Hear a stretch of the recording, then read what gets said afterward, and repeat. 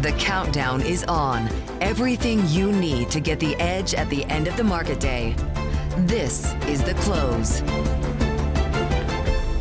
A done deal for Fed rate cuts? Investors seem to think so. Live from Studio 2 here at Bloomberg headquarters in New York, I'm Romaine Bostick. And I'm Katie Greifeld. We're kicking you off to the closing bell here in the U.S. Here's where we stand with just about an hour to go. What a rally we have on our hands. The S&P 500 higher by about 0.8%, actually leading gains relative to big tech right now. The NASDAQ 100 also quite a rally here, but you can see higher by about 0.7%. We did have that basically in-line CPI. That seemed to be the last hurdle that this market needed to get over ahead of next week's Fed meeting. You can see volatility breathing out of this equity market. The VIX trading with a 14 handle. And then the bond market, 10-year Treasury yields briefly touching below 4%, getting very, very close right now. Yields down almost 4 basis points on your benchmark 10-year. Quite a day in the bond market, quite a day in equities, especially quite a day when you have the cap weighted, the price weighted, and equal weighted indices all reaching record highs on the same day. The S&P staging its broadest rally, Katie, going back to May 27th. Inflation calm, the job market weak. At least that's what the official data show. A scenario that for now avoids the stagflation issues the Fed had been confronting, and it does clear a path for the FOMC to start cutting interest rates as soon as next week.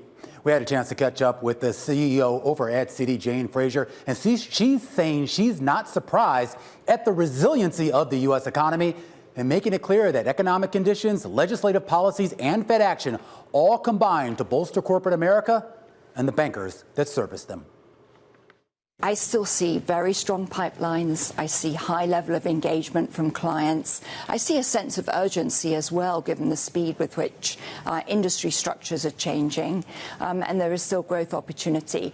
I think growth will be a notch lower. We're keeping an eye on the labor market. It's a low churn market. So not everything is rosy, but we don't see a recession on the horizon. So no inflation shock from the tariffs just yet, and the job market slowdown is moderate, to be sure. That emboldens equity investors and bond investors alike.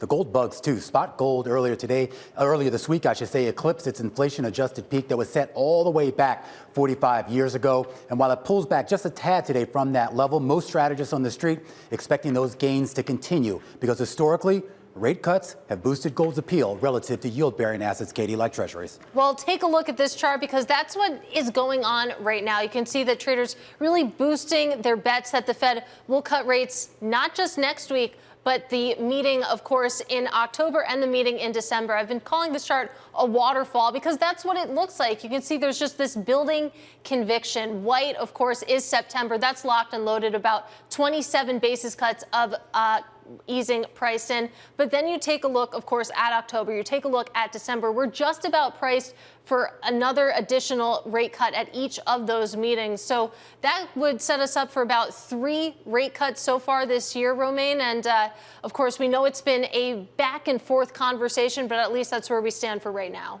Mona Mahhajan joining us right now, kicking us off to the close, head of investment strategy at Edward Jones. And Mona, I don't know if you had a chance to see Katie's waterfall chart there, but based on what we know, do you chase those waterfalls?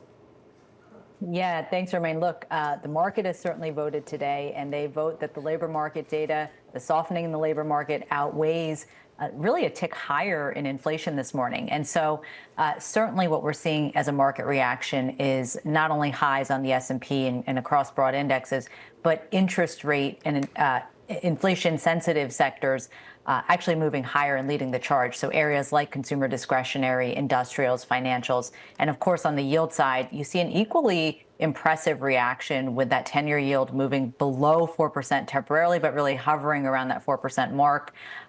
What we think is the Fed is locked and loaded for a September rate cut. They will want to see more data in the out months, but we do think that Jerome Powell signaled back at Jackson Hole in August, policy shift may be warranted because the labor market can move rapidly and it can rapidly deteriorate. So they want to avoid that scenario.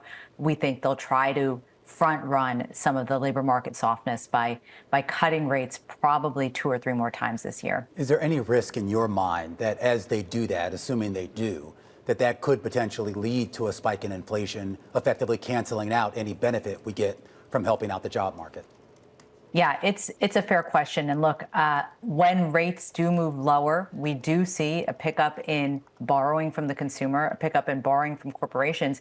Keep in mind, it's not only the rate cuts that we're facing next year, it is a new tax bill, which actually encourages corporate CapEx spending, especially for small businesses and large businesses that have CapEx R&D that they can deduct from a tax purposes in year one. So a lot of spending on the horizon, potentially a consumer that starts to pick up, that can be inflationary. But what we've seen in the data thus far has been somewhat encouraging. Shelter inflation continues to trend lower, which, keep in mind, 60 to 70% of the basket is shelter. While goods inflation is moving higher, we think that could potentially be short-lived. And overall, inflation has been much more contained than we probably would have expected, versus back in April when we were worried about those tariff impacts. So yes, we think the consumer and the demand side of the equation could cause some inflation impacts, but probably offset overall by a shelter pricing that's steadying and perhaps an economy that's moving up as well. So how does that play out when it comes to the different asset classes, when it comes to equities versus the bond market? We've been talking about the dichotomy that we're seeing there, the differences in behavior. How do you see that being expressed when it comes to those two stood up against each other?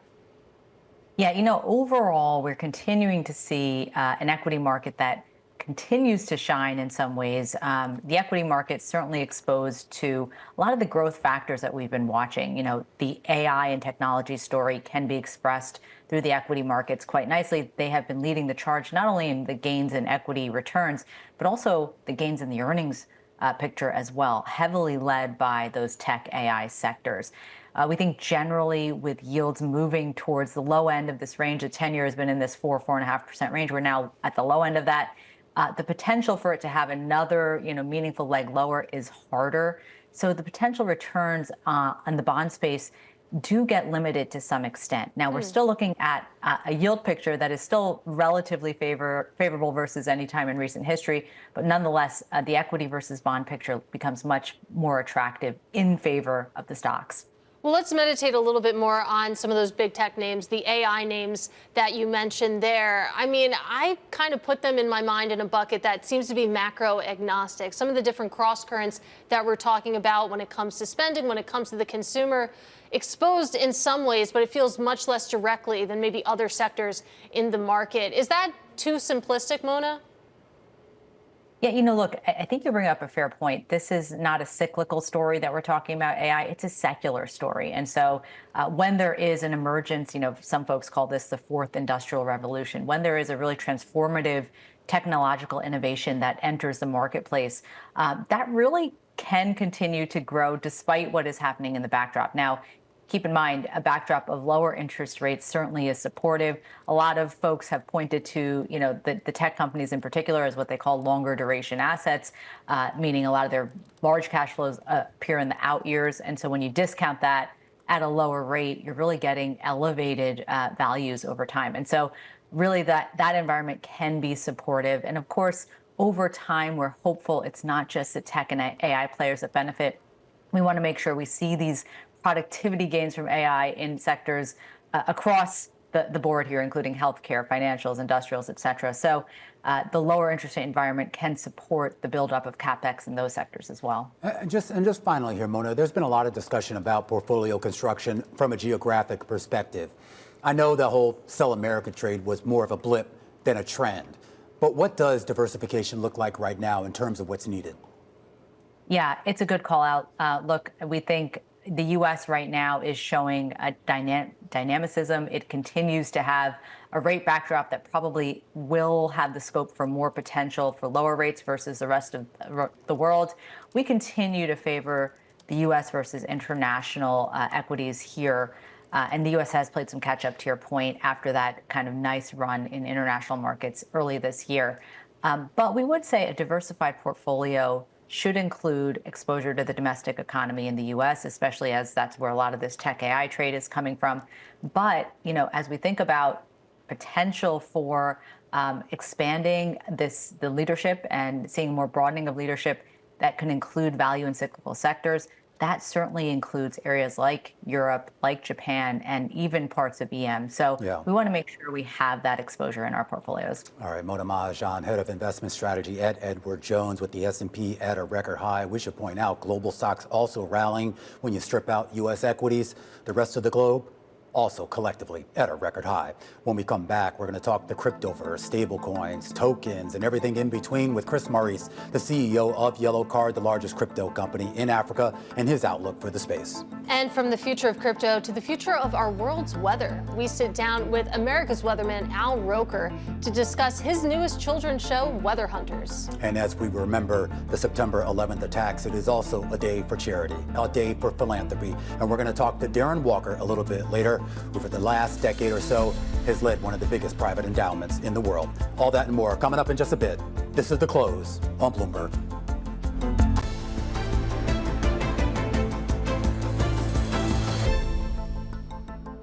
Well, consumer prices, as measured by CPI, posted a relatively in-line gain in August, with spending on discretionary services overshadowing more moderate tariff pass-throughs in good prices. Now, in traders' minds, the report all but ensures that rate cuts at the Fed's next 3 meetings will happen. So let's bring in Tom Simons. He is chief U.S. economist over at Jefferies. Great to see you in person. Likewise, thank you. So when it comes to this print, I mean, you take a look at the market reaction. It seems like this was the last hurdle that the bulls wanted to see before we get to that Fed rate cut, or rather rate decision next week. But I mean, taking a look at your notes, it seems like you're saying that, okay, this wasn't exactly amazing here. No, it's quite a mixed report. I think it shows that there's still a lot of disruptions to the old types of seasonal patterns that we were used to before COVID, right? So, for instance, you look at gasoline prices.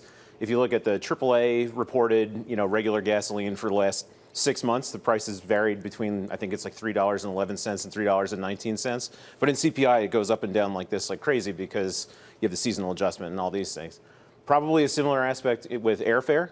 Like the last 2 months, it's been up 4% and something close to 6% in the last month.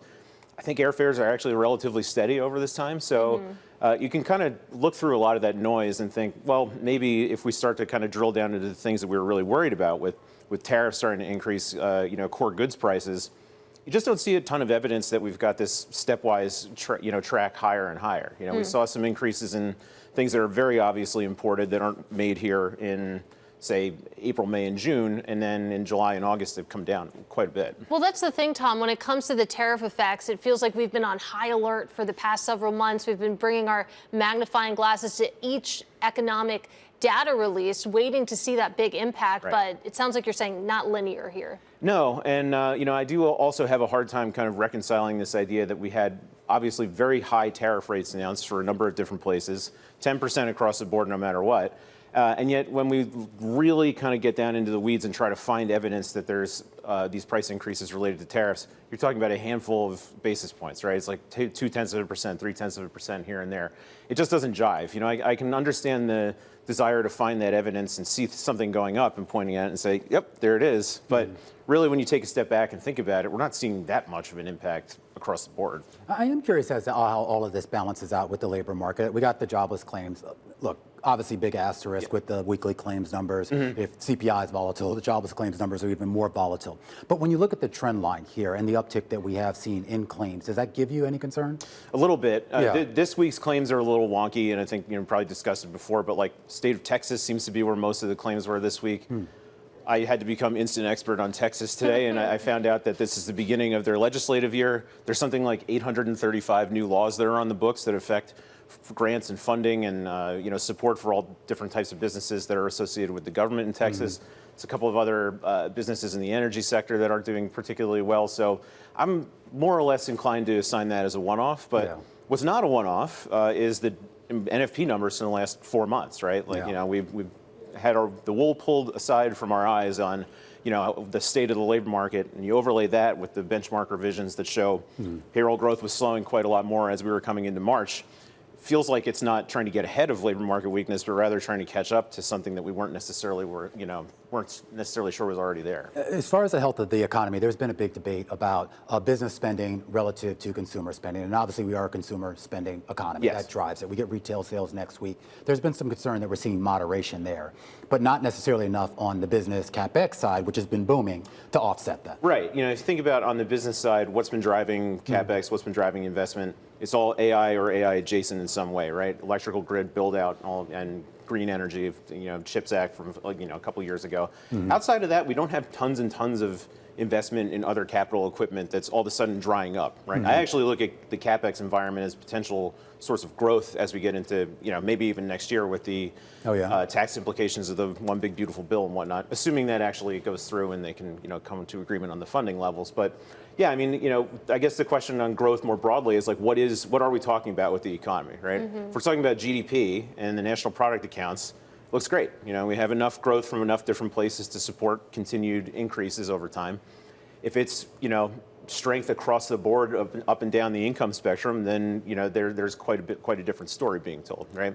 One of the things we saw in the labor market data last week is very high unemployment amongst young people, a lower participation rate amongst, you know, fresh college graduates, their age cohort, and more pessimism about finding a job if you were to lose one from people who make less than, I think, $50,000 and have only a high school education. That was in a New York Fed survey last week. So lots of pessimism at the bottom end. Unfortunately, just by the way math works, if they pull back on spending, you don't necessarily notice it quite as much in the top line numbers. So. All right, Tom, I got to leave it there. An interesting read, as always, on where the economy is, and more importantly, where it's going. Tom Simons, chief U.S. economist at Jefferies. When we come back, we turn back to the equity markets and we turn back to potential M&A.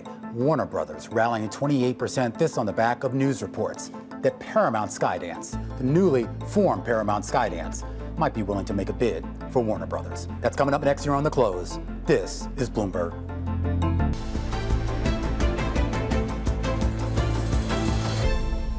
Time now for our top calls, big movers on the back of analyst recommendations, and we start with Amazon today.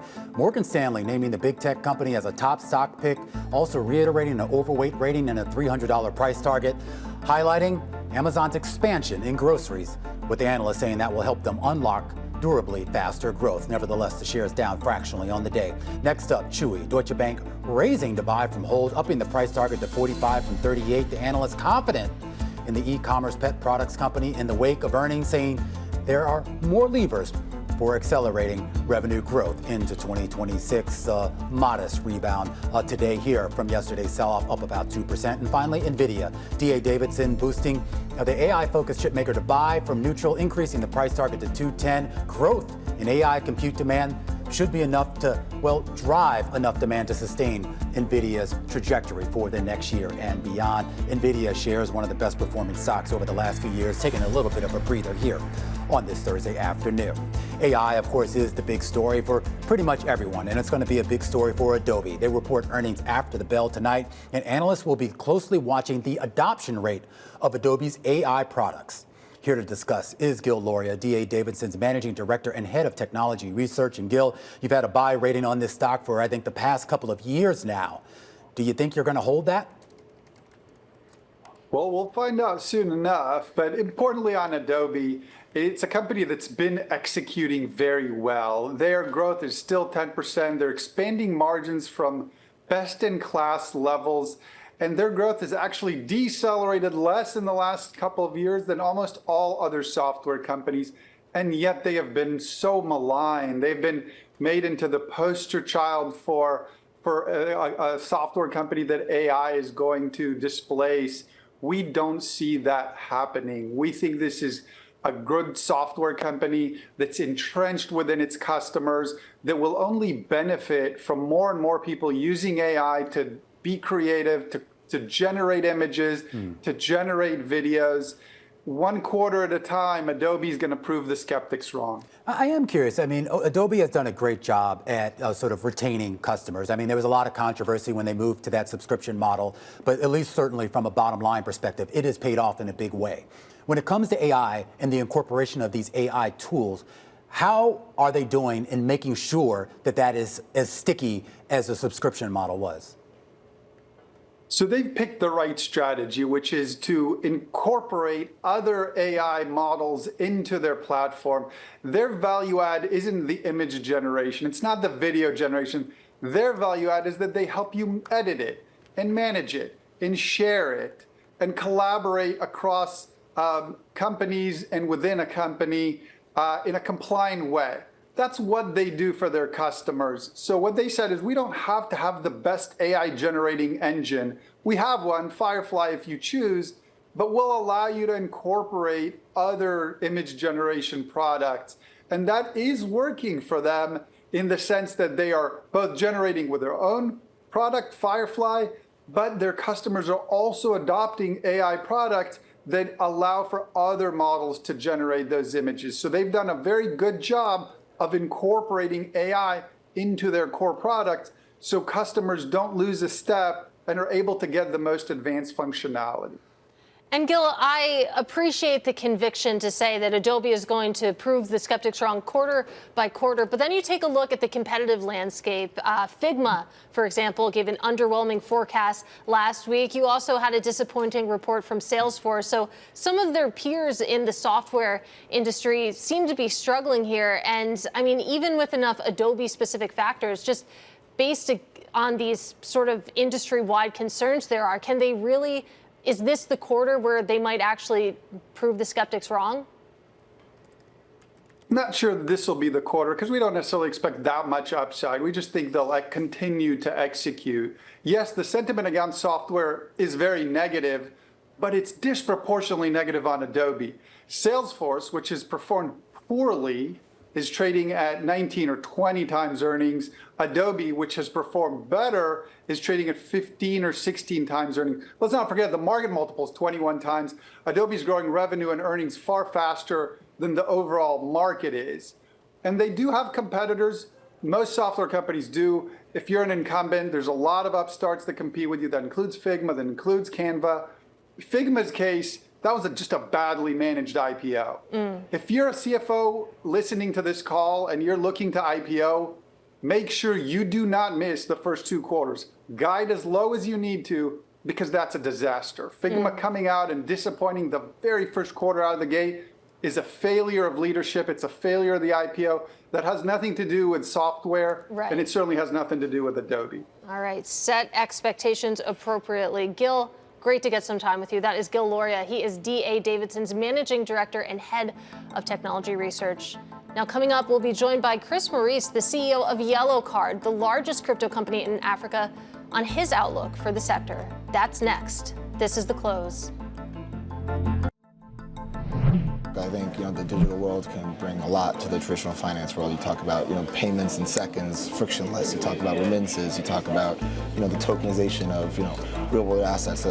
Being able to trade 24/7. I mean, these are things that with the technology we have should happen, and I think this industry is going to, be hugely successful. And again, big believers. Stable coins have finally kind of made it into the spotlight.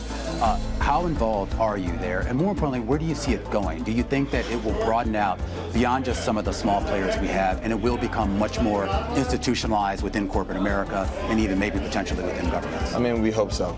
Obviously we have a very close relationship with the largest stablecoin in the world, Tether. They're an incredible company run by incredible guys, and everything they've been through, they deserve the world. I think the concept of stablecoins is clearly something that should exist across the world. I mean, you allow people in emerging markets to get access to the US dollar. It's dollarizing the world. It's dollar hegemony, and that is really incredible for the United States of America. A conversation earlier today with Brandon Lutnick, the chairman of Cantor Fitzgerald, alongside his brother Kyle Lutnick, who is now the executive vice chairman over at Cantor Fitzgerald. And they have made a big push into crypto. Some of this predates them taking over the helm, but we talk about that big deal, $3.6 billion with regards to Tether, the 21 Capital deal. And then, of course, now a new deal with Adam Back, of course, the founder of Hashcash, something that's expected to close out at some point before the end of the year. Yeah, great conversation, of course, with Brandon and Kyle. And as you lay out, I mean, Cantor has been at the forefront of crypto for a long time now and deepening those ties. But here to give his take on the crypto sector, I'm pleased to say we have Chris Maurice. He is the CEO of Yellow Card, the largest crypto company in Africa. Great to see you, Chris. Great to be here. So we were hearing a little bit about stablecoins, of course, in Romaine's conversation with Brandon and Kyle. Talk to us a little bit about Yellow Card and your business, because not only are you the largest crypto company in Africa, but specifically you're the largest licensed stablecoin payments orchestrator in Africa as well. Yes, and look, it really goes right to what Brandon was talking about in y'all's interview, which is the U.S. dollar and access to the U.S. dollar outside of America, right? It's, look, everybody has it here. It's easy to access here, not as easy in other countries.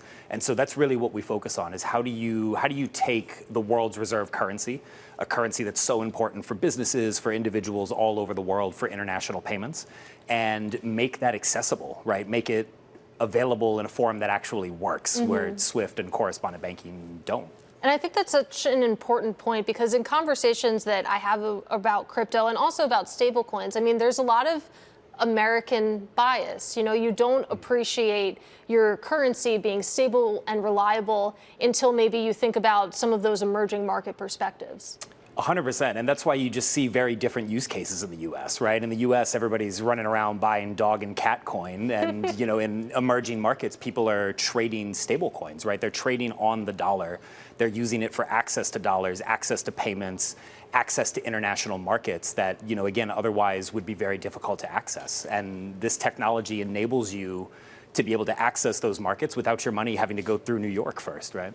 But we've seen a little bit more of an embrace by the institutional side, certainly with a couple of high-profile IPOs, some test transactions in the repo market here in the United States. Do you anticipate that we will see more of the traditional finance space, the institutions, and maybe even potentially the governments actually embrace this post-haste? Well, clearly there's demand, right? So, I mean, we all saw what happened with Circle. We've seen, we saw the bullish IPO. We'll see how Gemini does tomorrow. I'm sure they'll do great.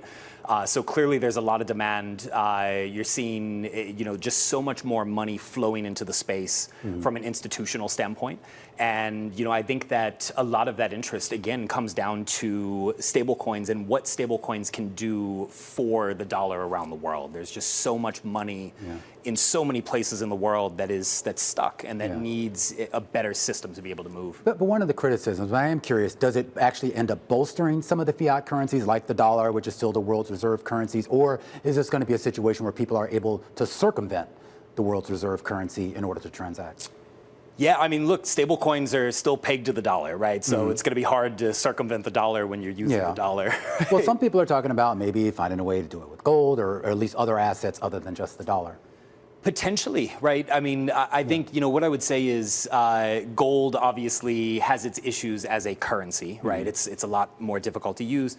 The dollar is still number one for a reason, right? And you've had, powerful countries around the world that have been trying to replace the dollar for a long time, and they have not been able to. There's a reason that, all these rich guys in Russia and China are still running to the dollar when there's issues, right? It's very hard to replace the world reserve currency. And I think that what stable coins do more than anything is make it really usable. Right, because the current system. I mean, look, the dollar kind of sucks to use. Right? It's not an easy. I'll take currency. Your dollars if you don't want for exactly. What it's worth. And so it's just not an easy currency to use, right? The commercial banking system, the intermediary banking system, SWIFT, all of that. It was just never set up for most parts of the world. It was set up for the U.S.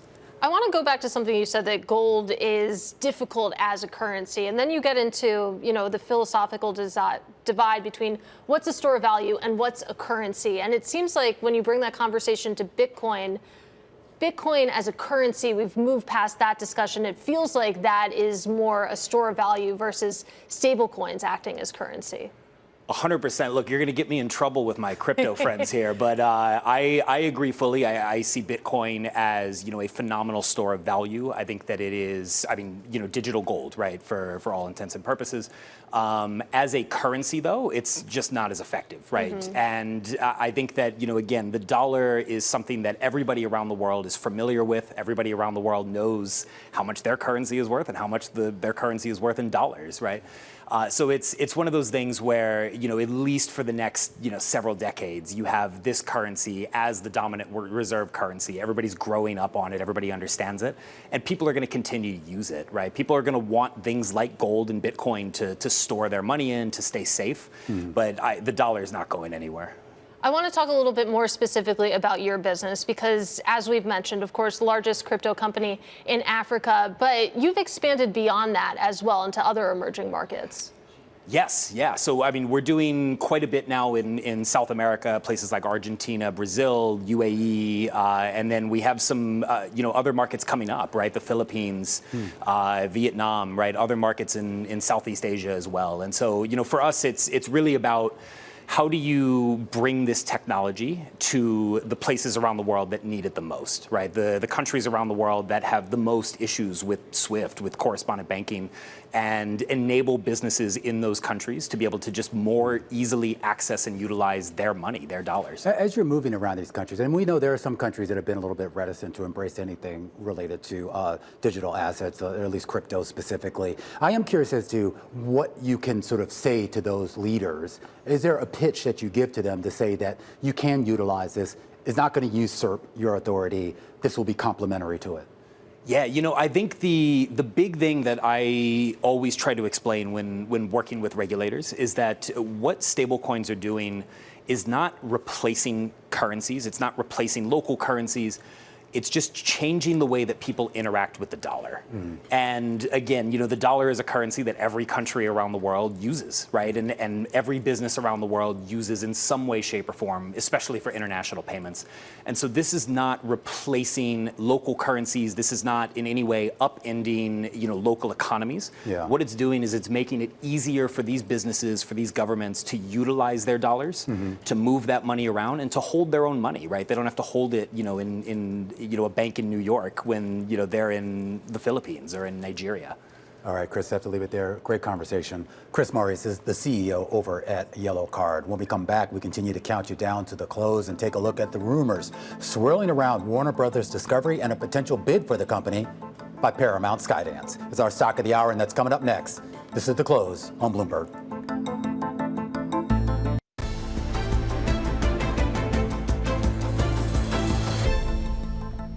All right, well, one of the wildest stories out there right now is involving Warner Brothers Discovery. Those shares having their best day on record. This after reports that media giant Paramount Skydance is said to preparing a buyout bid for the media company. The move harkening back to just a few years ago when Paramount and Warner Brothers entered merger talks before Paramount, of course, decided to move forward in a different direction with Skydance. Chris Palmeri covers this for us out in Hollywood, and he joins us right now to kind of make sense of this. I mean, there are a lot of moving pieces to this, but at the end of the day, we're talking about two, or I guess we should say at least one newly formed media company potentially gobbling up one of its biggest competitors. Yeah, huge deal. And we'd heard about this a little while ago, and we're just still trying to figure out if it made sense because, David Ellison has only just taken over Paramount. He's got a really complex merger to execute there and would be essentially doubling in size, taking on, who knows, maybe $70 billion of new cash paying for the stock and additional debt assumed. I mean, just a huge consolidation he would have to face. Chris, what's interesting is that you take a look at shares of Paramount, they're up about 13.6%. Usually when we see M&A rumors like this, the potential acquirer falls a little bit as traders anticipate the potential price tag. That isn't the case here. So what would this mean for this very fresh company? What would it add? Well, you would be combining two TV studios, Paramount and Warner Brothers. You'd be combining their cable TV businesses, which are extensive, everything from MTV to CNN, and the streaming businesses, HBO Max and Paramount Plus, which have been sort of also rans and potentially could be much stronger together. Whether Ellison would stick with the plan that Warner Brothers has in place to spin off the cable networks remains to be seen. Where that would leave David Zaslav, the CEO of Warner Brothers, he's very much a Hollywood guy, loves being in the milieu here. And so would be a dramatic impact on the job market in Los Angeles as well. because you can imagine all the layoffs that would happen. Yeah. So just huge changes. I am curious, and just to put a fine point on this too, about just how unique this deal could be. I mean, we're talking about a company half the size of the other, effectively being the acquirer. A market cap on Paramount Skydance of less than $20 billion, and of course with Warner Brothers, a market cap just around $40 billion. Chris, we have gotten a few details already on what David Ellison wants to do, or at least what we think he might want to do. He seemed to be taking a keen interest in some of the cable properties like MTV, like BET, and a few others. Is there anything that we can read into that as to maybe what he would do with that huge, huge library of content and intellectual property that Warner Brothers has? Well, he's very much, and he's already done some moves on this already. Big deal for the UFC. He's talked about a Call of Duty a movie. He's very much a big Hollywood motion picture guy. So you could see a lot of reinvestment in that. Investment in sports rights and things like that, because he's got a broader palette to spread it through. And of course, he's the son of the second richest guy on the planet. So the deep pockets excuse me, Chris. are Second there. richest. Have you not followed our coverage? He is now the richest. I heard he was down a little bit is it? Okay. today. They're trading places. They're trading places. Okay, all right. Fair enough. Well, I do wonder, Chris, I mean, with any big potential deal, you have to talk about regulatory concerns. Is there any chance that if this goes through, if this is serious, that regulators could just come in and scuttle it? This is much more complicated than Paramount, and look at how much trouble David Ellison had with Paramount. I mean, Trump gave him a hard time, the FCC gave him a hard time, and this is really the classic consolidation of two, competitors, really. So the DOJ would certainly potentially weigh in. I mean, this is a much more complex deal than Paramount. What is the health right now, Chris, overall, when you take a look at Hollywood, particularly on the content creation side? I know it's gone through a lot of ructions. There are a lot of questions about linear television, a lot of questions about news, and of course, it seems right now all anybody wants to do is live sports. I mean, what is the health right now of the industry? It's not healthy. I mean, the cable channels and traditional broadcast channels are losing viewers to streaming. The streaming business is not making as much money as the old TV networks used to. And the movie business has still not recovered to pre-pandemic levels in terms of box office. So, Netflix is a winner. Everyone else is really kind of struggling.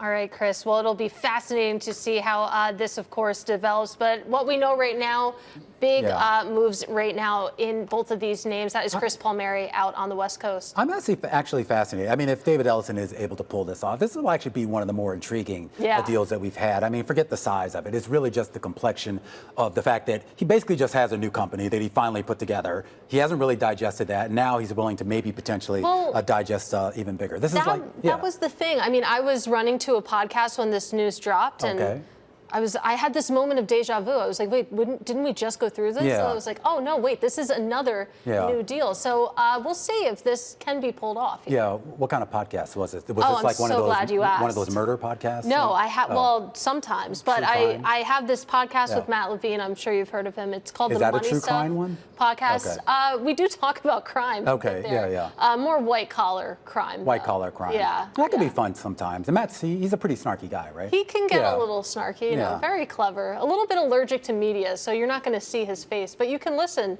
to his voice if you listen to our podcast. Yeah, and of course, a great column, a must-read column on the Bloomberg terminal. I do want to just turn back to the broader market, Katie.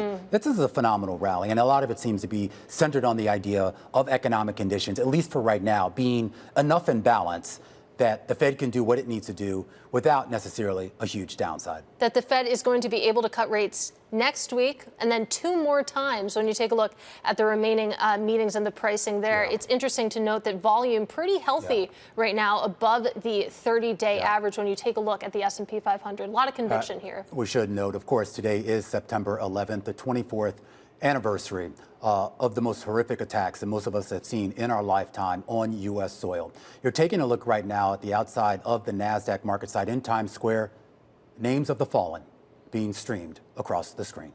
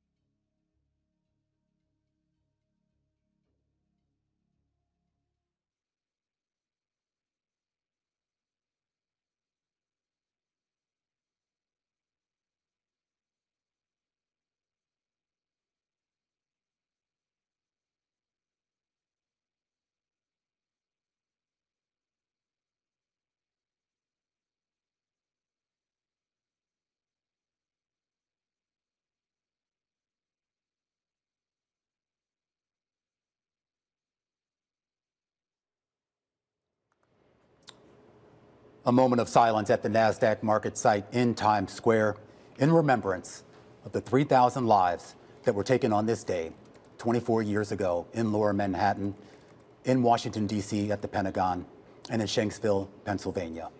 We remember those 3,000 people, as well as the thousands of others who have been stricken by diseases and other ill effects from the fallout of one of the most horrific attacks on U.S. soil. We continue to remember those names, and we have a big focus today on how to make this day much more about something positive, about moving it forward, Katie Greifeld. And I had a chance to spend the day down at the headquarters of Cantor Fitzgerald. For the last couple of decades, they've been holding a charity day. They told me some great stories about how all of this got started and just the idea of how immediate it was. Edie Lutnick, the sister of Howard Lutnick, who lost her brother, Gary, on that day, leads their charitable efforts. And she talked about how 3 days after this, on September 14th, that's when Howard came to her, threw down $1 million and said, I want you to start up a charity and find a way to sort of make this move forward. And it's amazing to watch, of course, the fundraising efforts over the past several decades by Cantor Fitzgerald, led, of course, by Edie, as you said. Howard, of course, having a big hand in that and also continuing that through the generations. I know that you had a great conversation with his sons, Brandon and Kyle. So continuing that legacy as we, of course, experience the 24th anniversary today. Brandon and Kyle are set to ring the closing bell at the NASDAQ. And we should point out, Katie, this is maybe fittingly a record day for the NASDAQ, for the S&P, for the Dow, quite a few other indices as well. And I should just tell you, I mean, despite how somber this is, being there in there at the Cantor headquarters there was some energy there. This was not a somber mood in there. This was really a celebration of what Cantor has become, and more importantly, what the financial markets have become. And all the celebrities who came in, they were doing trades, and it was a great time. And I think it was just an idea here that, yes, you move on, but you also have to remember, but you have to do it in a way that's constructive for everybody. Yeah, and I love the way you phrase it, turning it into more of a celebration. This is something that they do, of course, to raise money. And I know that you had many great conversations down there. I know that we'll be listening to some of those later on in the show. So looking forward to that, of course, as we count down to the close on this September 11th. Let's bring Shelby McFaddin into this conversation, investment analyst over at Motley Fool Asset Management. And Shelby, we're taking a look at financial markets today, equity markets to be sure, perched at or near record highs pretty much across the board. This seems to be a bit of a sigh of relief by markets, markets that have been on edge all year long over the impact of tariffs, how that will affect inflation, how that will affect the job market. We got a little bit more clarity today with that CPI number, clarity that the market seems to think paves the way for Fed rate cuts to start as soon as next week. Yeah, I would agree. I think that's been the market's interpretation. And it's been a really interesting dynamic that we've seen, not just over the last quarter, but honestly, the last year and a half or so, that when we get the data that the Fed doesn't really want to see, right? Data that says that inflation is sticking or that we've lost quite a few more jobs than we may have expected, that tends to send the market in a positive direction because there's this anticipation of rate cuts. So we're expecting probably to see a little bit more excitement about small caps. So not just continuing to see that concentration of optimism in large, but seeing a little bit more breadth return to the market, not necessarily based on the fundamentals, but on the fact, this sort of association of better outcomes for small caps when rates are lower. I know we've asked you this before, and this is a day where small caps are outperforming the S&P by a factor of at least 2 to 1, mid caps as well, and a lot of the economically sensitive stocks. But we've asked you this before, Shelby. We've been here before. Is this a head fake or does this stick? You know, I think you might get a little bit of stickiness. I'm going to go ahead and say that because to a degree, there is some truth to the argument that small caps get some wiggle room. They've been overpunished. And we also know some of the charts that I saw come out this week, if we're putting all of our eggs into the S&P 500, we're putting it into maybe 5 names at this point.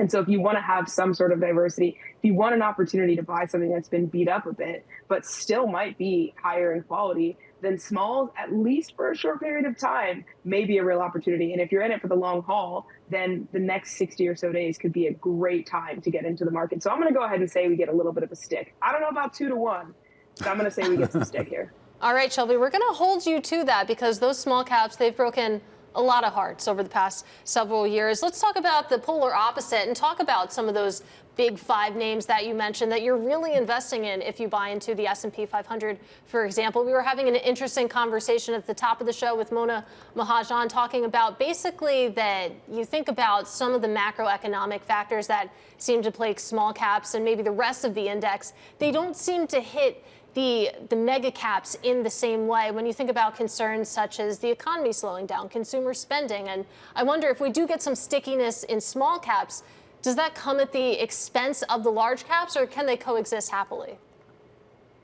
You know, in the most literal sense, there will be somewhat of an expense, right? Because when you get a return to breadth, it means that the funds have to come from somewhere. So we'll have to sort of wait and see what proportion of that comes out of the large caps versus what's just coming out of cash. So are we reallocating, or are we going ahead and increasing the size of the pie?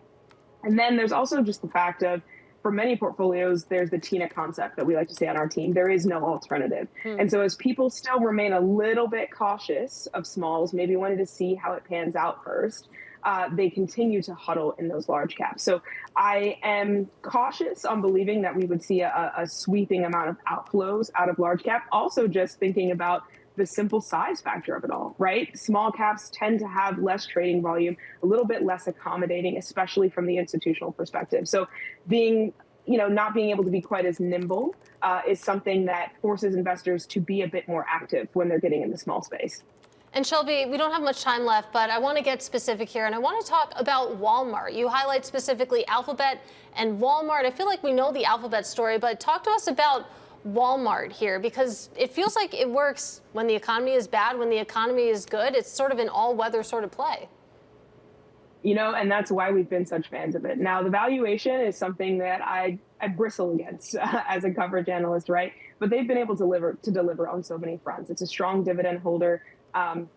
It's been a strong performer in our Motley Full 100 index, and they really do reach up the income ladder when times are rough, and then they're able to hold on to consumer when times are good. They're also going to be some of the best at scaling and leveraging agentic AI. They've already got a hold on so much data, and they've been able to not only bring their very literal logistics networks partially in-house, but to start to bring some of these other operations under their own roof as well. We've seen that with the success of the Vizio acquisition. So Walmart's just been a really, really strong player so far for us. All right, Shelby, I have to leave it there. Shelby McFaddin, investment analyst at Motley Fool Asset Management, helping us count you down to the closing bell here on what looks to be a record-setting day for financial markets, Katie. Absolutely. We'll see, of course, if that holds when we get that Fed decision finally, but softer, in-line CPI certainly helps. We're going to have a full breakdown of all of today's market action and, of course, a push ahead to what may come next. That conversation starts now.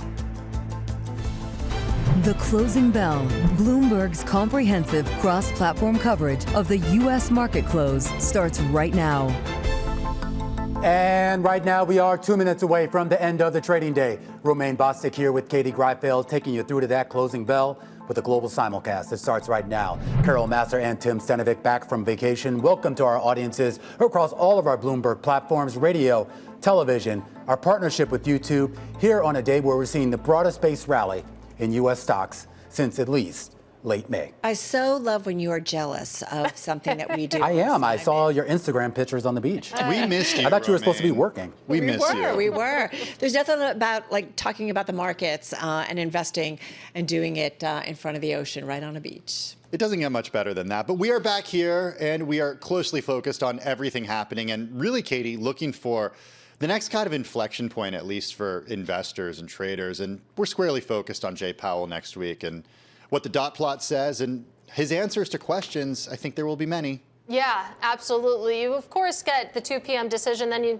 the real action starts at 2:30 p.m. when Jay Powell actually starts speaking. But, I mean, you think about the CPI that we got this morning, taken in combination with what we got from PPI and the labor market that we have been focused on. It feels like, again, September's a lock, and increasingly the next 2 meetings, too, maybe. Yeah, and that seems to be the real story here. It's not so much what happens in September, but the idea of the market now pricing firmly in the chance of 3 cuts this year and maybe as many as 6 cuts as we head into 2026. I would just say, whoa, slow your roll, everybody. Let's wait to see what Jay Powell has to say, because I feel like, I don't know, it could change dramatically. Absolutely here. On this September 11th, we are getting the closing bells in New York. I just want to take a quick look there at the New York Stock Exchange. Angel Studios, this is an independent studio company behind a lot of the religious films like Sound of Freedom. They're going public today and ringing the bell at the NYSE. And over there at the NASDAQ market site, you're taking a look at the leaders of Cantor Fitzgerald, ringing the bell here on what now has become their annual charity day. Cantor Fitzgerald and BGC ringing the closing bell there on a day where we're getting record highs across the board. The Dow Jones Industrial Average at a record high, up more than 1% on the day. The S&P 500 up about 0.9% to a record high. The equal-weighted S&P also at a record high. The NASDAQ Composite, the NASDAQ 100 at record highs as well. And take a look at this. The Russell 2000 outperforming in a big way, and now barely a percentage point away from reclaiming the all-time high that it set all the way back in 2021. Pretty remarkable. Makes me wonder how much of the Fed rate cut that everybody's expecting next week is already priced into this.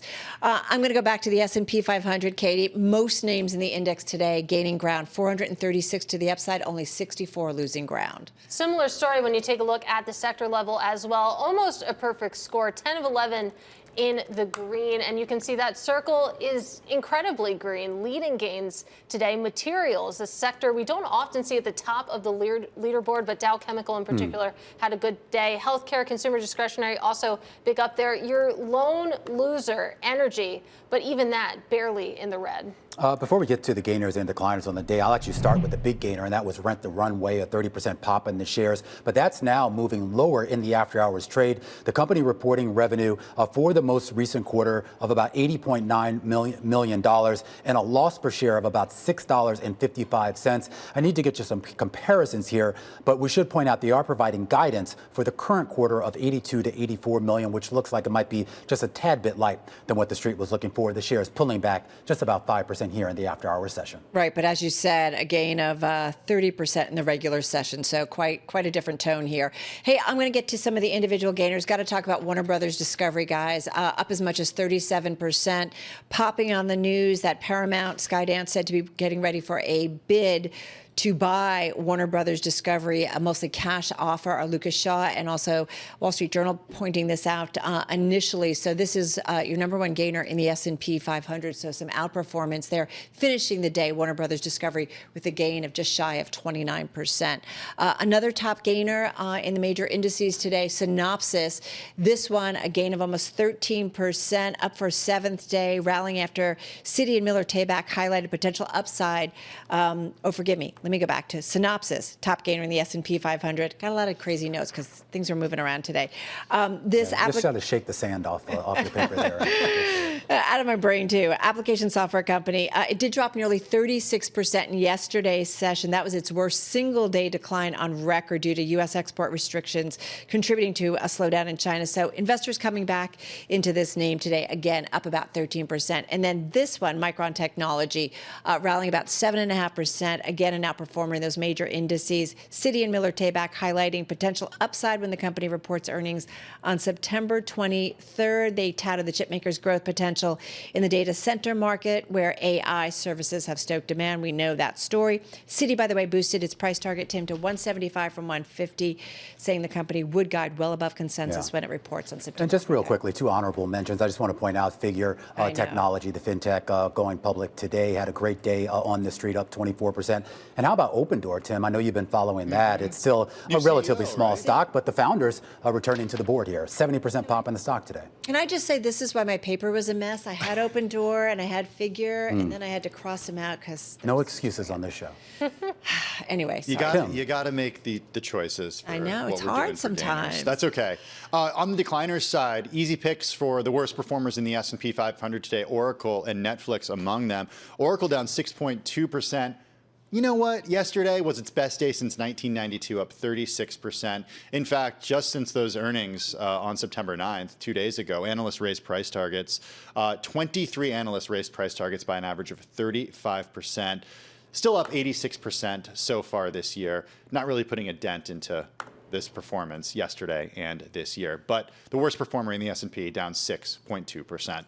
Netflix, Carol mentioned the Paramount Skydance Warner Brothers Discovery potential marriage. watching Netflix in the wake of that, because Netflix and YouTube and just streaming in general are a major driving force in spin-offs and consolidation that we are seeing in the media industry. Essentially, this would be to better take on the streamers. Netflix taking a hit as a result. Shares did move lower after the Wall Street Journal did report this out. Netflix down 3.5% today. And finally, Delta Airlines taking a little bit of a hit on the day today. This as the company said that the front of the cabin is performing well, but still seeing some laggards when it comes to the main part of the cabin, Romaine. A big after-hours mover right now is Adobe, that company out with earnings. The shares, the knee-jerk reaction is to the upside. The company saying that in the most recent quarter, revenue did come in slightly above guidance, $5.99 billion. A similar story for EPS, $5.31. The street was looking for $5.18. Here's your forecast going forward for the full fiscal year, which basically just includes one more quarter. Revenue of 23.65 to 23.7. That is a slight raise in guidance from the previous outlook that it had provided. Similar story for digital media revenue as well as the digital experience revenue. Digital media revenue for the fourth quarter, the company says 4.53 to 4.56 billion is what to expect. The street on average coming into today, guys, was looking for 4.51. That means the lower end of the range is above the average of street estimates. And you can see shares flying right now as we have up on the screen. This is a story that needed to happen for Adobe. Shares down about 21% coming in to today's print year to date. And as we've been discussing, Adobe has become sort of the poster child for being left behind on the software side when it comes to AI and hardware. That's probably Apple that has that crown, but Adobe may be climbing out a little bit from that hole. A little bit of commentary. The company's saying in its release, given our customer strategy, AI product innovation, and strong go-to-market execution, we're pleased to once again raise our fiscal year 25 total revenue and EPS targets. So that explains also why you're seeing investors pretty excited as well. Stock up about 7% here in the aftermarket. Yeah, Dan Darren, Executive Vice President, CFO, echoing the comments from Shantanu Narayan, the company's CEO, saying that they're raising their fiscal year revenue and EPS targets. They're executing against a growth strategy to deliver category-leading and AI-infused solutions to meet the diverse needs of our customers. Shares taking a surge higher today as a result. But, you know, wait for the call. Wait for more details, of course, too. We will indeed. All right, guys, that's a wrap. Our cross-platform radio, TV, YouTube, Bloomberg Originals. We will see you again, same time, same place tomorrow. And, of course, Katie and Romaine continuing there on TV. And we're going to continue right here on Bloomberg Business Week Daily. As we keep an eye on Adobe and those shares, and more importantly, keep an eye on its AI strategy, a discussion about artificial intelligence and the tech IPO pipeline. Sarah Kunst is going to be joining us after the break. Stick with us. This is The Close on Bloomberg. The countdown is on. Everything you need to get the edge at the end of the market day. This is The Close. Welcome back to The Close. I'm Katie Greifeld. And I'm Romaine Bostick. I think the word of today, or the phrase to be sure, is economic equilibrium. Financial markets pushing to record highs, at least in the equity market, on the sense here that the Fed might have the all clear with a mixed bag of economic data, but that mixture right now points to rate cuts. Rate cuts starting as soon as next week and potentially continuing at the following two meetings later this year. The S&P 500 closing at a record high, the Dow Jones Industrial Average closing at a record high, and the Russell 2000 also moving ever so closer to a record high that it has not reclaimed since 2021. All right, let's take a look at some of the notable movers in after-hours trading. We have some earnings to keep an eye on. I do want to highlight that we are waiting for RH results. We can see that shares are moving in anticipation, lower by about 10% right now. Rent the Runway taking a big leg lower, down about 12%. Maybe that third quarter revenue coming in a little bit light here. They did report that second quarter active subscribers grew by 13% year over year, but shares falling pretty significantly. Adobe, this is an interesting one. Adobe, of course, the narrative has been that they've been left behind when it comes to AI. You can see, though, shares up about 5% in the after hours trade. Their fourth quarter digital media revenue forecast did beat estimates. That's good enough to lift the stock right now, Romain. Yeah, 12% jump in that particular revenue metric, and more importantly, the guidance, nudging its guidance higher for the remaining part of the year here. But still a lot of questions here about not just its AI strategy, but a lot of new competitors and entrants into this space that maybe could upend it. Sarah Kunst joins us right now, Managing Director over at Cleo Capital. And this has sort of been the bugaboo on Adobe all year long, particularly with Canva, Figma, of course, coming to market. And just the idea here that what made Adobe special in years past, well, might just be a little bit more diluted with a lot of these new players, Sarah. Absolutely. It just feels like a lot of the zeitgeist has shifted. Adobe for a very long time was a very good and very expensive company, but it was also kind of the only game in town. And now everything from just using your own iPhone to shoot content that before you would have been spending hours on in post-production is becoming commonplace for creatives and brands. And so I think that it just has a much smaller sort of market to play in.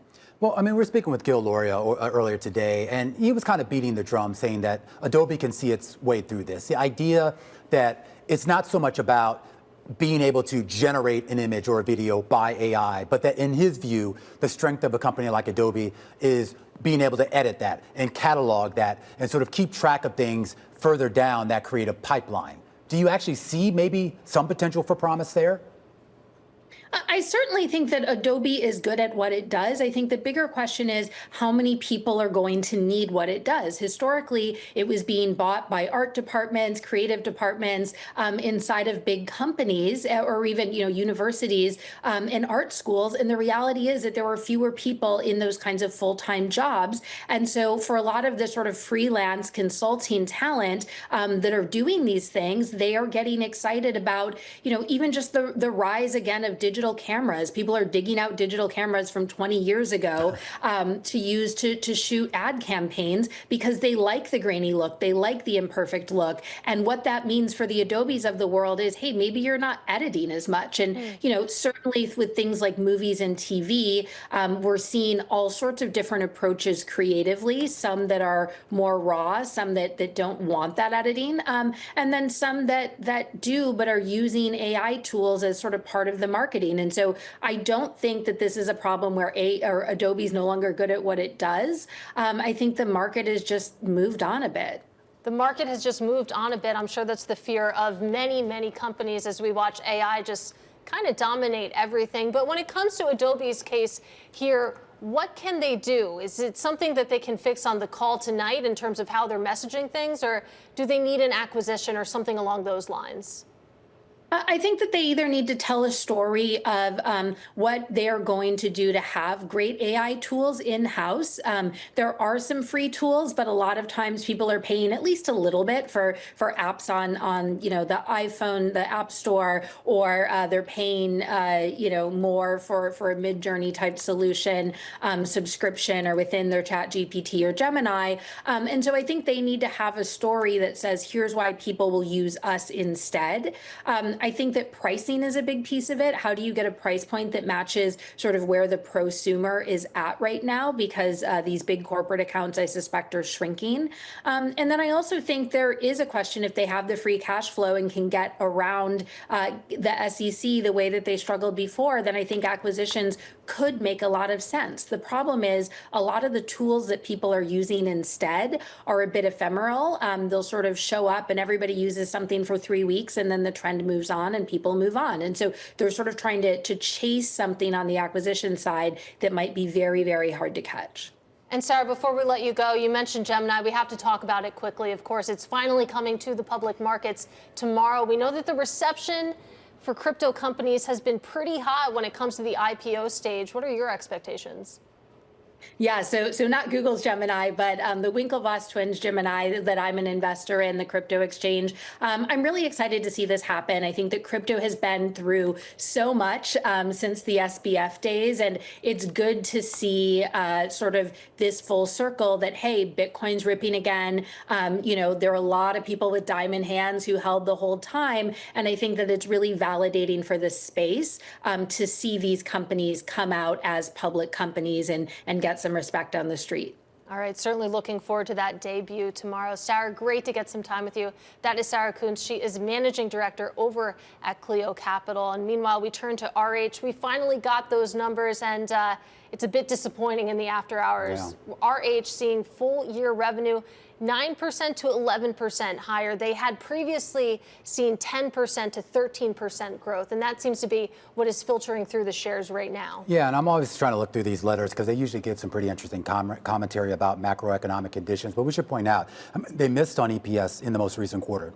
They missed on revenue in the most recent quarter as well. So that's a big part of the reason why maybe you're getting this guide lower going forward. And we knew coming into this earnings report that a big part of this wasn't just going to be about the consumer spending side of it, but about the cost side of it, particularly when it comes to tariffs. Absolutely. And you could argue that this is disappointing relative to a pretty low bar. When you take a look at the share performance year to date, RH shares were down nearly 41% and now taking another almost 15% leg lower. Yeah, absolutely. And it gets to this idea that when we talk about what the Fed is fighting when they go into that meeting, I mean, he's made it clear, Jay Powell, they're going to focus more on labor conditions and the idea of bolstering that, do rate cuts, and more importantly, a rate cutting cycle corrects. Yeah, and that's the thing. A rate cutting cycle, are we getting sort of an insurance cut, a one-off sort of thing? Are we entering something more sustained, which would arguably matter more for these types of companies? Absolutely here. We're going to try to get you some more details on that, and we'll dive deeper into that. We also want to continue to dive deeper into what's going on in the space of artificial intelligence. The institution's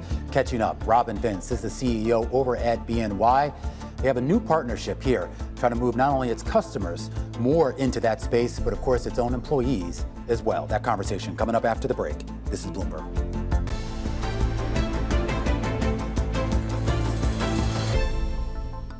BNY, the bank that traces its roots back to our founding fathers, is now going all in on the future, AI, teaming up with Carnegie Mellon University to advance their research. Earlier today, I spoke exclusively with the CEO, Robin Vince, about the $10 million partnership and what he thinks that could bring for BNY and the world. We bring innovation to the table, and we bring real-world application of AI. As you know, we've been in business for 240 years, and you only get to be old by constantly innovating. And this is just the latest chapter of our innovation story. We're bringing AI for everyone at BNY, everywhere and for everything. We think it's absolutely critical for a big employer like ourselves, one of the largest banks in the United States, a global financial services company, to be deeply deploying AI. But by collaborating with Carnegie Mellon University, we get the very best of expertise of the academic research.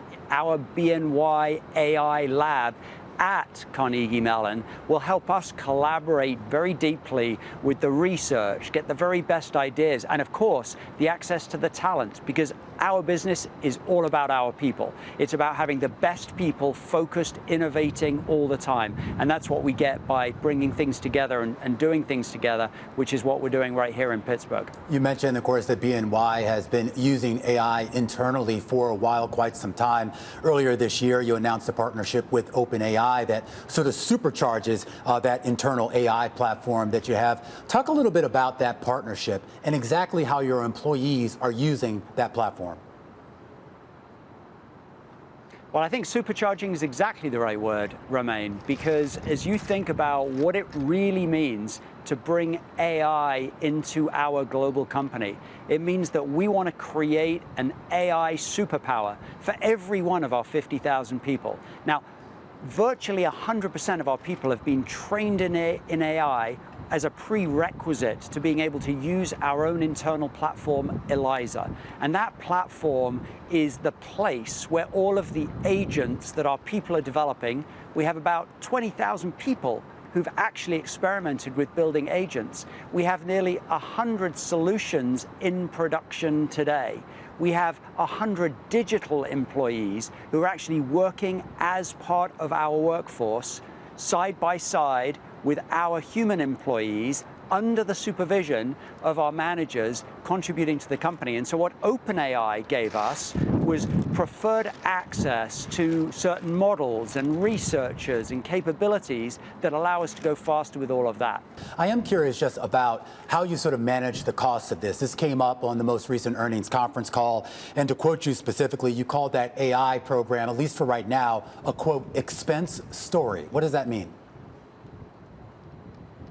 Well, that means that we are spending to invest. At the end of the day, we don't want to be shy about making sure that all of our people have access to cutting-edge AI. We view it as such a transformative technology for the world over the course of the coming years that it's important to be in it in order to be able to be successful. And so we don't want our people to be left behind. So not only are we investing in our people to use AI for our benefit, we're doing it for their benefit as well, because we need all of our people to be able to come along on this journey. AI skills are going to become an essential skill to have in the marketplace. When you look at the potential role of tokenization, of the blockchain, and other sort of, I guess, technological instruments to transact, do you see that playing a greater role in your role as a custodian, as an advisor, as an administrator? I think it will. I think one of the opportunities that the change with digital assets and stablecoins provides is the ability to bring more real-time capabilities, to bring richer ways of transacting. And I think we've seen that with this administration and the agencies, the leadership that they are bringing to encouraging more digital assets, because we all want the United States to be a leader. We want the world to be able to take advantage of this technology, but we want big global companies like BNY, who are in the business of being able to take American capabilities and make them available to the whole world. We want to be leaders in the space. Where do we stand, meaning the United States right now, in this race right now? We talk about the opening of this center this academic year for the Responsible AI Center, sponsored by BNY. When we talk about what we're trying to build in terms of a pipeline of people and a pipeline of knowledge, are we behind right now? No, I think the United States is incredibly well positioned for this. Clearly, we need to be an exporter of capabilities, and you can see that in the AI industry. We talk about that all the time with some of the world's leading AI companies right here in the United States. But also, the US is sometimes at its best when it's a standard setter, when it can create the rails and the capabilities that the rest of the world can run on and participate in. And so what that requires is leading organizations in order to be able to take that and actually make it available. So we're proud of our role as a global connector, a proud US firm, the oldest bank in the United States, but now at the forefront of AI, innovating in digital assets, and connecting to the world, because we don't want the United States to be an island. We want it to be a leader that makes these capabilities available to the rest of the world, and that's a very important nuance.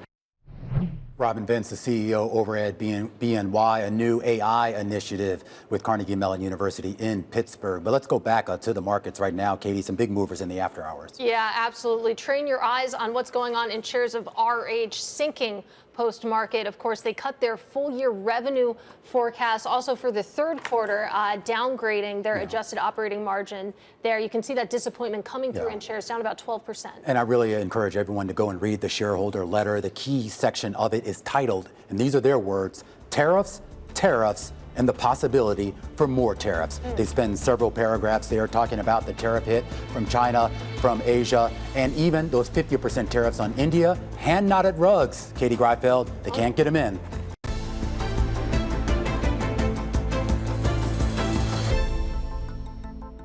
Al Roker, the legendary weatherman and co-anchor of NBC's Today Show, is adding another feather to his cap.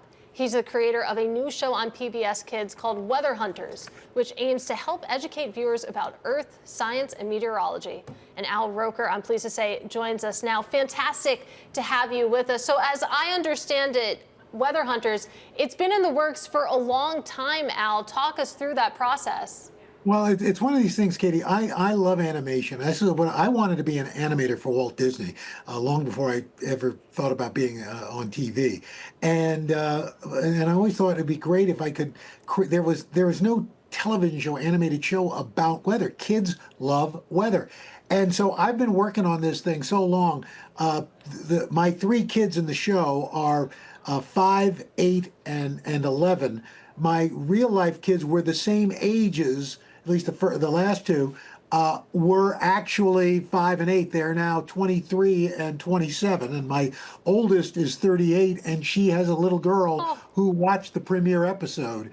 But it's aimed at kids 5 to 8, and we just want kids to take a look at the world around them, and appreciate the beauty of it, the wonder of it, and how it all works. Yeah, well, talk to us about the educational aspect. You know, as we mentioned in the intro, this is about educating kids about the weather, about Earth and science and what's happening around them. Why do you think that that's important enough that, you know, you've been working on this show for so many years? Well, I think one of the great things about weather and knowing how it works and what causes it, it gives you a certain amount of empowerment. We love, I think, empowering our kids so that things that seem kind of esoteric or interesting or you don't quite understand it, if you do and you can use deductive reasoning and form hypotheses and then either prove them or disprove them, which is what this show does, but does it for kids from 5 to 8. I think not only does it help them appreciate the science of weather and what it means to us, but I think it's also just great life skills that'll teach them. And having PBS Kids as a partner is perfect because not only do we have to make this informative and factual, so we have curriculum in this, but also to make sure that we are talking to kids in the way they understand, not talking down to them, but talking with them. And you know, this process has just been fascinating. And I'm glad you mentioned, I mean, this is on PBS, and it's interesting, too. We should point out, you've got some great actors, voice actors in this, Holly Robinson Peete, and kind of fitting to a lot of people who might remember her father, the original Gordon on Sesame Street. You got LeVar Burton, who, of course, Reading Rainbow just transformed the lives of so many kids, and I'm sure I'm forgetting a few other folks involved in this. Shirley Ralph plays our next door neighbor. You know, it's really we're really blessed with the cast we've got. An absolute legend. But I do want to get your thoughts here just on the future of public television. I grew up; it was indispensable in our household, and there have been a lot of attacks on it in terms of funding.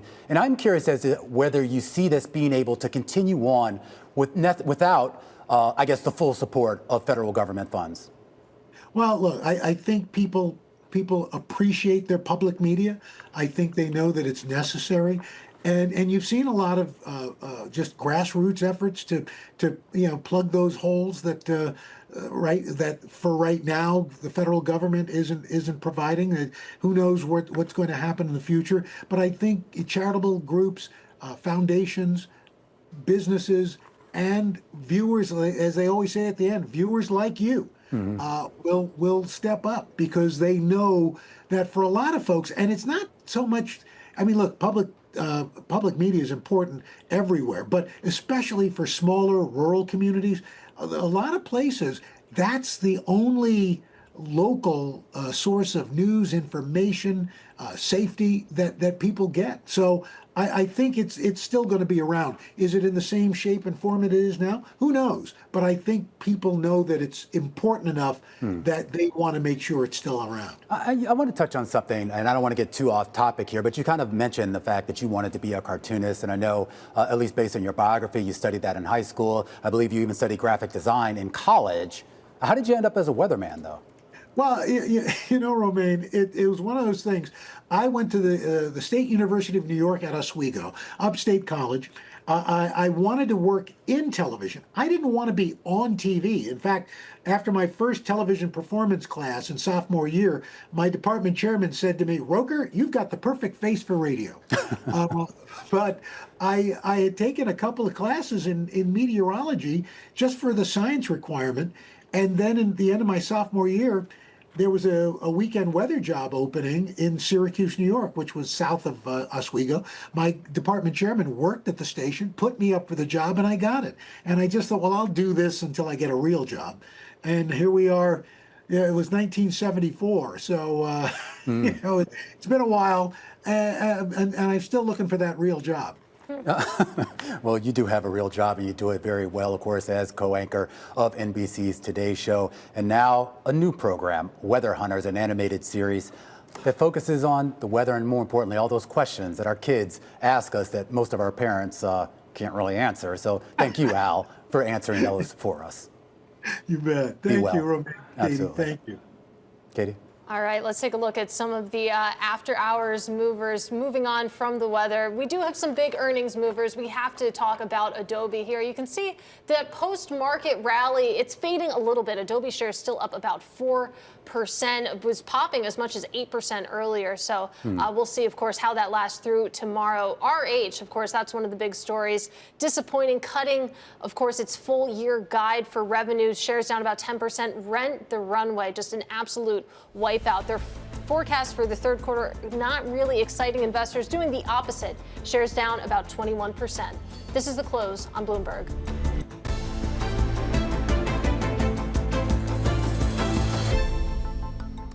September 11th is, of course, a day of remembrance. It's also a day for charity. Bloomberg had a chance to spend the day at Cantor Fitzgerald's annual Charity Day held at its headquarters here in New York, a chance to catch up with some big celebrities like Tristan Thompson, Kenan Thompson, Conor McGregor, Tiffany Haddish, Daryl McDaniels, and, of course, Edie Lutnick, who is, of course, the power behind what is now 24 years of giving by Cantor Fitzgerald. Let's take a listen. My brother Howard and I started the charity with a personal donation from him of $1 million, and then we started trying to take care of the 9/11 families. I mean, you know, we lost 658 people that day, and so we started taking care of them and 14 other companies.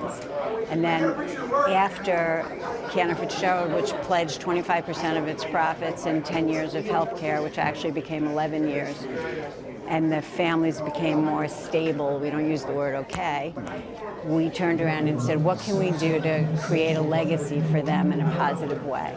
And the New York Firefighters Foundation is going to be there to do everything we can for that family. And, you know, we never leave anyone behind. It doesn't matter if a person dies on duty or off duty.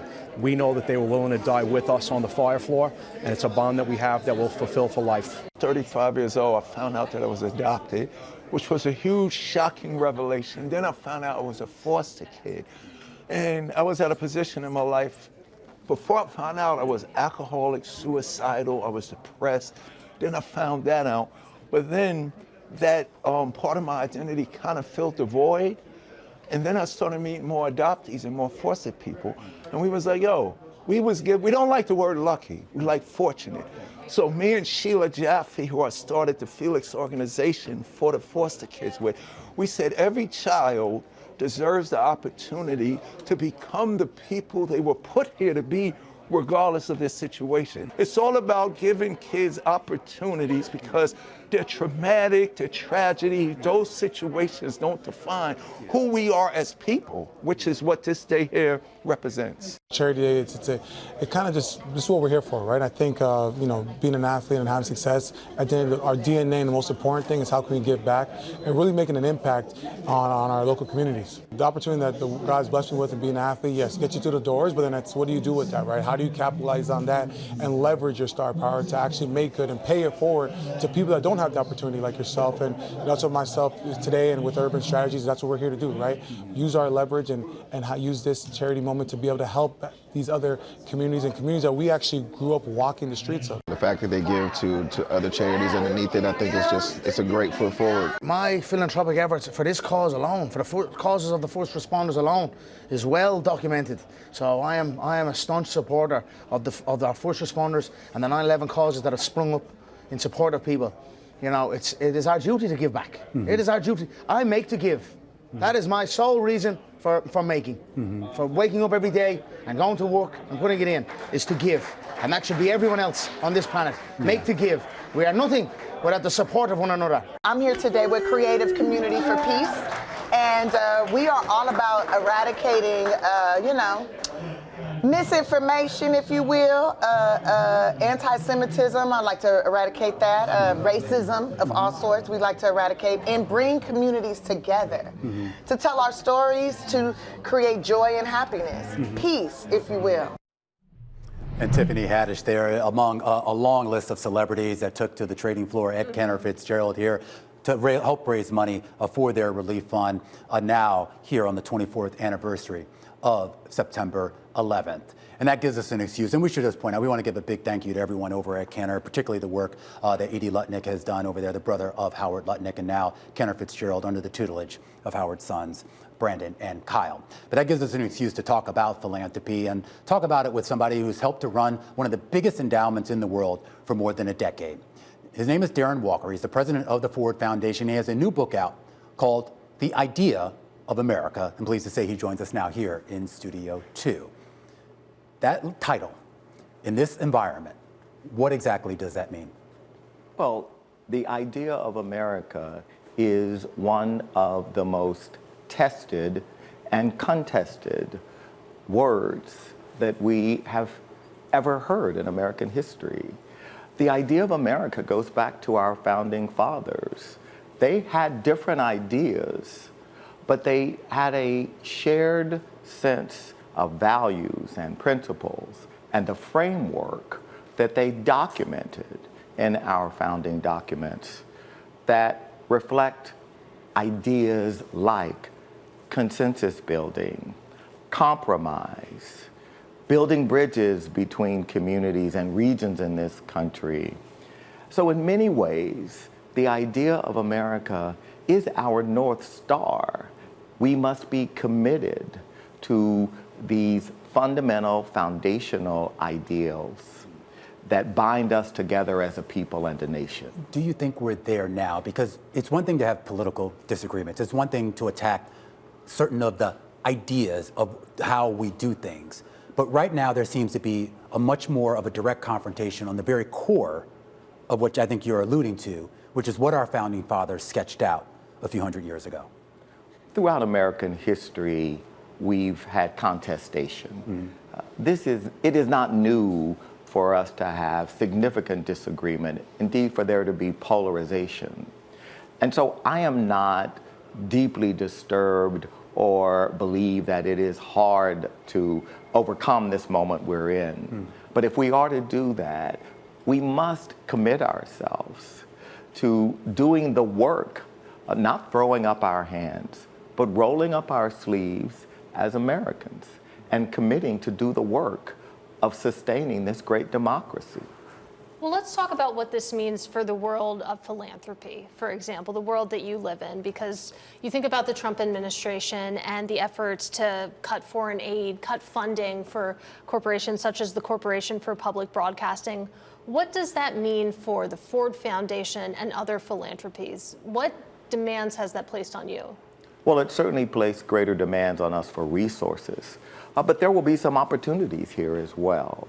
We need to look at the system, just in terms of the international work, the system of international development that needs a redesign. So the opportunity here is, how do we think about an alternative system that ensures that lives are saved, that humanitarian efforts are fulfilled, and that America in the world and American institutions continue to be thought of and admired for the impact we are having on the lives of people around the world. Well, Darren, like you said, I mean, this moment presents opportunities to the Ford Foundation and to others. And I wonder how you decide what to focus on, what that decision tree looks like. Well, for the Ford Foundation, strengthening democracy and democratic institutions is a core mission. And so when I became president, we went on a journey to understand what were the threats to democracy in America and the world. And the greatest threat that we identified was inequality, because inequality is a threat to democracy. Societies where inequality is growing are societies where there is greater hopelessness.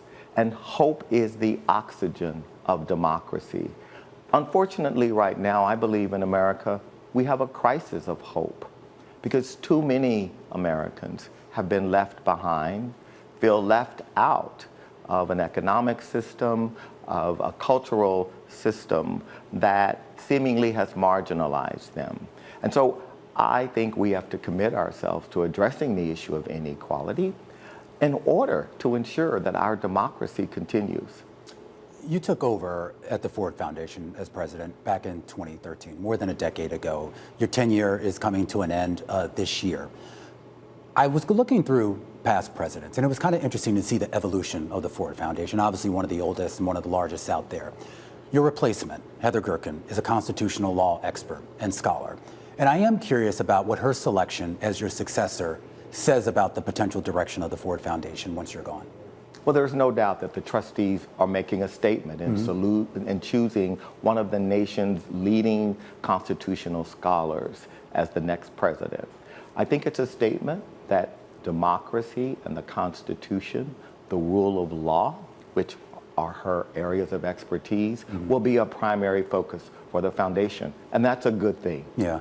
One thing you did, you mentioned sort of your approach to addressing inequalities. One area that I thought was interesting that you took the Ford Foundation in was a bigger focus on arts. And I am curious as to how arts plays a role, if at all, in your view, into furthering those aims in addressing the inequities in our society and just really firming up our democracy. Well, we know from the research that exposure to the arts improves cognitive skills, it improves our ability to have empathy, to see humanity in others. And without empathy, we really can't have justice and fairness. In order to be a successful nation, a fair and just nation, we've also, as Americans, have to be empathetic. And so the arts plays a role in helping us see difference and helping us see our stories of ourselves. When you visit a museum, you're looking at the story of this country, who we are as a people.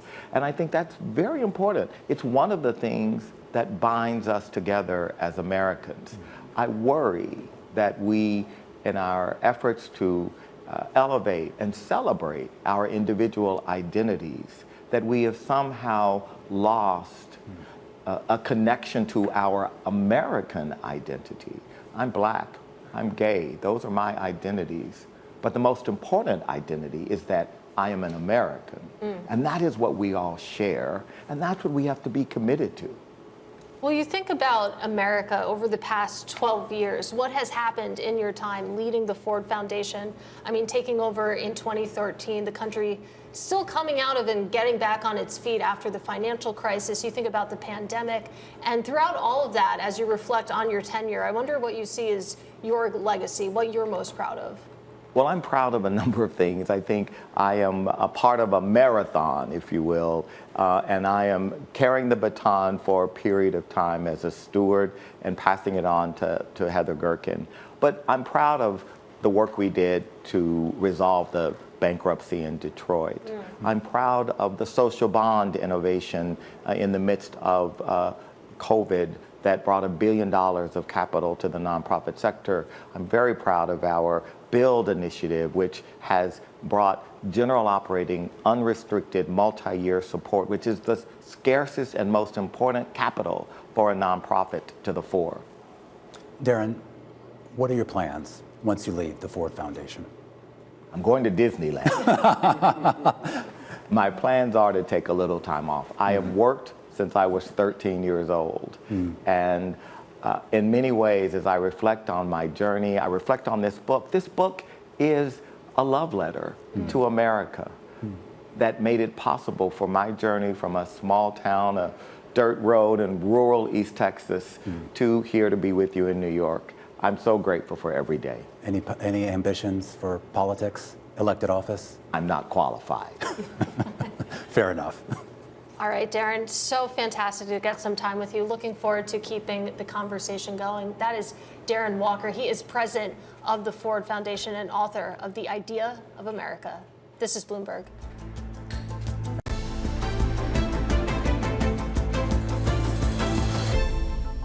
As we wrap up our coverage here on The Close on a record-setting day for broad financial markets, we take a closer look at some of the after-hours movers. It's all over the map, Katie. Yeah, Adobe, you can see, again, it's higher, but shares definitely lower than what we saw earlier after giving that strong outlook. But it's more interesting to talk about what is losing right now. Yeah, it's kind of interesting. You have the AI trade still doing well, but consumer spending, this is a big issue and a bit of a tariff story for RH, down 5%. Yeah, I'm glad you highlighted the commentary. Tariffs, tariffs, tariffs, certainly taking a bite out of RH. What about Rent the Runway? Rent the Runway. What, are people not going out? Is that's like where you rent like a nice dress to go out to a gala or something? Yeah, theoretically. Yeah. I mean, I have a subscription and it's certainly useful, but shares falling mightily, a total wipeout, wider loss, higher costs. You add it up together, shares down 20% after hours. All right, this could become a story tomorrow. Of course, these stocks too small to move the broad market, but certainly adds some complexion here to the debate about the health of the economy. Katie and I will be back tomorrow. Balance of Power is up next.